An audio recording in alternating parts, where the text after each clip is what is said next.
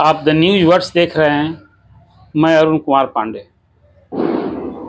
आज आपके सामने भाजपा विरोधी गठबंधन आई इंडिया की जो बैठक हुई है 19 तारीख को, और उसके बाद जो राजनीतिक सरगर्मी बढ़ी है, और फिर उसके बाद जदयू की राष्ट्रीय कार्यकारिणी की बैठक और उसकी राष्ट्रीय परिषद की बैठक 29 दिसंबर को दिल्ली में बुलाई गई है।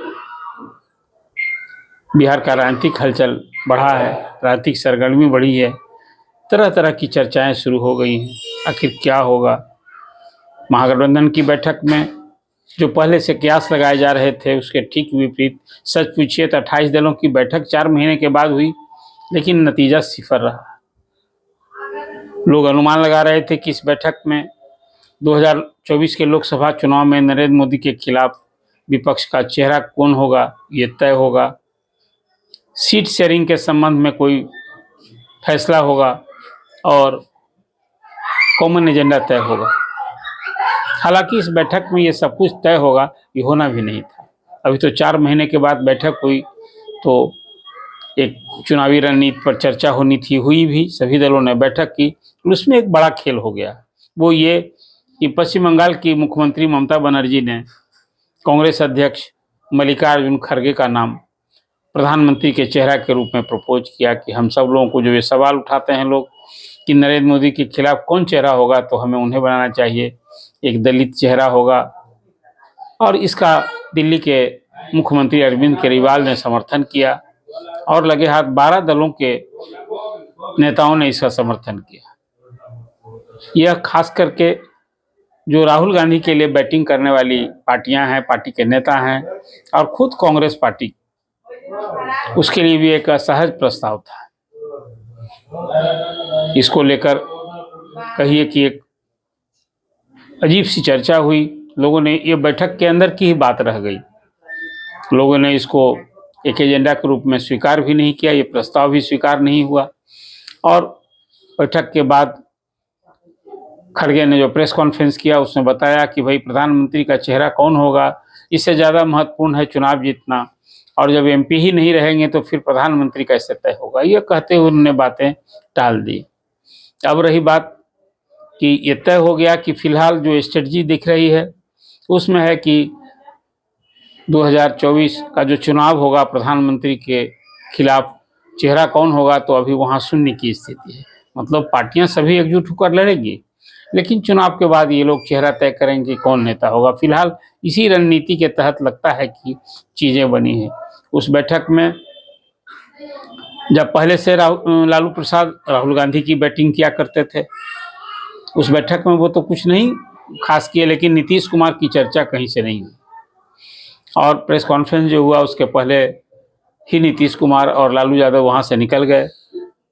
इसको लेकर भी चर्चा होने लगी कि वो नाराज थे। हालांकि लालू प्रसाद ने भी नीतीश कुमार के या खुद के नाराज होने की बात को साफ तौर पर इनकार किया, और उन्हें तो मीडिया को ही कोसा कि सब प्रधानमंत्री के प्रभाव में है मीडिया, इसलिए ऐसी बात उछालता है, सब कुछ बहुत सही ढंग से हुआ है। खैर, ये बात अपनी अलग जगह हो गई। अभी तय हुआ है कि 31 दिसंबर तक हम लोग सीट शेयरिंग करेंगे, स्टेट बार वो तय होगा, और फिर जहां नहीं सुलझेगा केंद्रीय नेतृत्व इसको सुलझाएगा।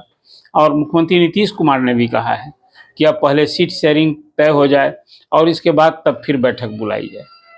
तो अब ये देखना और इसका इंतजार करना होगा कि महागठबंधन में सीट शेयरिंग का जो सबसे उलझावपूर्ण मुद्दा है वो कैसे सुलझता है। बिहार में तो कोई परेशानी नहीं है, 40 लोकसभा सीट में यहाँ ड्राइविंग सीट पर नीतीश कुमार और लालू यादव होंगे। कांग्रेस के लिए जो सीटें तय होंगी 5-6, उस पर समझौता होना है। वामदल के लिए 2 सीट होगी। तो यहाँ तो कोई बहुत झंझट नहीं है, लेकिन बहुत झंझट है दिल्ली, पंजाब, केरल, वेस्ट बंगाल में और फिर यूपी में। अब वो ये देखना दिलचस्प होगा कि सीट का बंटवारा कैसे होता है, सीट शेयरिंग कैसे होती है। यदि कांग्रेस कुर्बानी देने के लिए तैयार हो जाएगी, बलिदान देने को तैयार हो जाएगी, तब तो फिर 1 to 1 फाइट का जो अभी बात तय हो रही है कि कम से कम 230 सीट पर ये स्थिति बन रही है, कांग्रेस 300 सीट पर लड़े, ये सारी बातें अभी छन कर आई है। लेकिन अब सबसे बड़ा मुद्दा है कि 29 दिसंबर को जो दिल्ली में जदयू की बैठक होगी, और राष्ट्रीय कार्यकारिणी की बैठक होगी, राष्ट्रीय परिषद की बैठक, इसमें क्या होगा, जदयू कौन सा बड़ा फैसला लेने वाला है। अब अभी एक चर्चा हो रही है क्या जदयू के राष्ट्रीय अध्यक्ष ललन सिंह की जगह कोई और नया चेहरा होगा, खुद मुख्यमंत्री नीतीश कुमार पार्टी की कमान संभाल लेंगे, या रामनाथ ठाकुर, अशोक चौधरी, विजय चौधरी, इनमें से कोई पार्टी का नया अध्यक्ष होगा। इसलिए कि ललन सिंह खुद चुनावी जंग में जाएंगे, वो मुंगेर से सांसद हैं, और ये बात तो कहीं से कंफर्मेशन नहीं है, लेकिन ये चर्चा है कि खुद ललन सिंह ने कहा है कि हम खुद चुनाव में रहेंगे तो पार्टी संगठन के लिए शायद वो उतना समय नहीं दे पाएँ। लेकिन सबसे बड़ा सवाल है कि अभी पिछले दिनों मुख्यमंत्री नीतीश कुमार ने जिस ढंग से पार्टी संगठन को देखने का काम किया है, मुख्यमंत्री आवास में प्रखंड अध्यक्ष से लेकर जिला अध्यक्ष, सांसद, विधायक सबकी बैठक बुलाई, बैठक की, समूह से परामर्श किया, और कई बार वो पार्टी दफ्तर जाते रहे हैं। मतलब वो खुद उनकी समझ है कि ललन सिंह द्वारा जब पार्टी की बागडोर संभाली गई है तब से स्थिति शायद उनके अनुकूल नहीं दिखती है। तो एक तो ये बदलाव हो सकता है। जदयू संसदीय बोर्ड के अध्यक्ष पद से उपेंद्र कुशवाहा के इस्तीफा के बाद भी कोई एक नया चेहरा तय होना है। अभी तो ललन सिंह सब कुछ है, पार्टी संसदीय दल के नेता हैं, जदयू संसदीय बोर्ड के अध्यक्ष हैं और पार्टी के अध्यक्ष भी हैं। तो अब तो चुनाव निकट है, हमें लगता है कि ये सब कुछ नीतीश कुमार की पार्टी है, ये तो नीतीश कुमार को ही तय करना है। जो भी हैं उस पार्टी में सब पद धारक है, तो फिर या तो खुद कमान संभाले या किसी और को सौंपे। लेकिन सब निर्णय लेने के लिए जो खासकर सांसद सीट का एडजस्टमेंट, ये सब कुछ नीतीश कुमार को पार्टी अधिकृत की ऐसा लगता है। फिर अब एक चर्चा हो रही है कि यह बीजेपी नीतीश कुमार के बहुत सॉफ्ट हो गई है, इसका भी लोग अर्थ निकाल रहे हैं। ललन सिंह की राजद से नज़दीकी बढ़ गई है, ये भी एक चर्चा होती है। फिर इधर कल ही 22 दिसंबर को तेजस्वी यादव को ईडी ने पूछताछ के लिए सम्मन किया है, वो जाते हैं। फिर आगे क्या होगा, फिर अगले महीने उनको 6 तारीख को ऑस्ट्रेलिया दौरे पर जाने की बात है। 27 दिसंबर को लालू प्रसाद से ईडी ने सम्मन भेजा है, पूछताछ की है। तो एक अलग सत्तारूढ़ दल में खासकर उप मुख्यमंत्री को लेकर के, खासकर नीतीश कुमार के लिए आज असहज स्थिति बनती दिख रही है। आगे क्या होगा, नए वर्ष में क्या बिहार में कुछ नई ढंग की क्या बात हो सकती है, इस तरह तरह की चर्चाएं हो रही हैं। फिलहाल मुझे नहीं लगता है कि जदयू और राजद के रिश्ते पर फिर वो कोई ऐसी बात होगी। सभी साथ हैं, सरकार में मिलकर चुनाव लड़ेंगे। और नीतीश कुमार ने कहा भी है कि हमें तो यहाँ बीजेपी को हाशिए पर लाना है और हम सब लोगों को मिलजुल करके, वो तो शुरू से कहते रहे हैं, इसको लेकर सार्वजनिक रूप से भी वो कांग्रेस पर तंज कस रहे हैं, निशाना साधते रहे हैं। ये वो विधानसभा के चुनाव में कांग्रेस व्यस्त रही, अब तक तो सीट शेयरिंग तय हो जाना चाहिए था। खैर अब वो समय आ गया है। अभी बचे समय में कई मुद्दे ऐसे हैं जिसमें अभी महागठबंधन में कई मुद्दे ऐसे उभरेंगे भी, मतभेद के भी मुद्दे उभरेंगे। लेकिन फिलहाल मुझे लगता है कि जिस तरह की स्थिति बनी है उसमें सीट शेयरिंग का मामला भी महागठबंधन में बिहार छोड़ करके दूसरे राज्यों में बहुत सरल नहीं होगा। और फिर बिहार में नीतीश कुमार ने जो बैठक की है दिल्ली में, इसके बाद फिर जदयू में क्या बदलाव आता है तो इसका इंतज़ार करना चाहिए।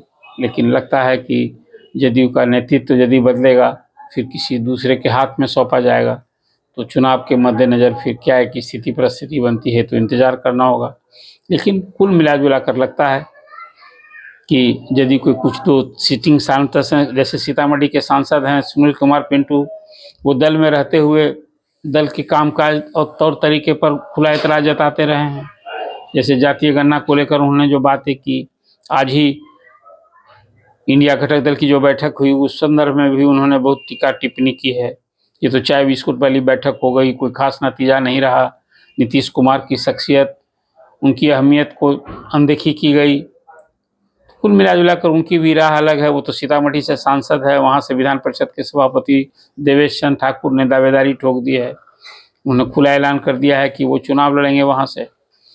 और आप सभी जानते हैं कि सुनील कुमार पिंटू एक तरह से कहिए कि जदयू के लिए बौरोही प्लेयर थे। वो यहाँ भाजपा के नेता थे, मंत्री थे, और चुनाव में एक दूसरे कैंडिडेट के बदले उनको वहाँ टिकट मिला था, वो चुनाव जीते। इस तरह से अभी चुनाव तक बिहार में कई राजनीतिक घटनाक्रम, बदलाव और परिवर्तन और उठापटक देखने को मिलेगा। अभी फिलहाल जो बिहार की राजनीतिक सरगर्मी बढ़ी है, इस संदर्भ में मैं आपके सामने एक संक्षिप्त चर्चा की है। आप क्या सोचते हैं? जदयू के नेतृत्व में बदलाव हो सकता है? जिन नामों की मैंने चर्चा की है, या तो खुद नीतीश कुमार, रामनाथ ठाकुर, अशोक चौधरी या विजय चौधरी में किसी को पार्टी की बागडोर सौंपी जा सकती है, या फिर नीतीश ललन सिंह ही बने रहेंगे, तो अभी स्पष्ट है नहीं। लेकिन जो जदयू की बैठक हुई उस संदर्भ में एक बड़ा महत्वपूर्ण चर्चा सत्ता के गलियारे में है और लोग तरह तरह के क्यास लगाए जा रहे हैं। आपकी क्या प्रतिक्रिया है? अपना कमेंट दीजिए। अदर न्यूज़ वर्ड्स को सब्सक्राइब कीजिए।